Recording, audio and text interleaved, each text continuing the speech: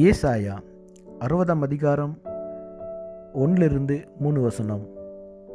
எழும்பி பிரகாசி, உன் ஒளி வந்தது, கர்த்தருடைய மகிமை உன் மேல் உதித்தது.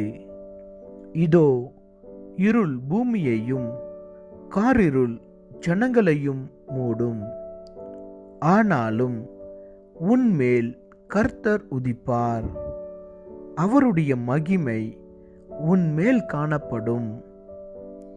உன் வெளிச்சத்தின் இடத்திற்கு ஜாதிகளும், உதிக்கிற உன் ஒளியின் இடத்திற்கு ராஜாக்களும் கடந்து வருவார்கள்.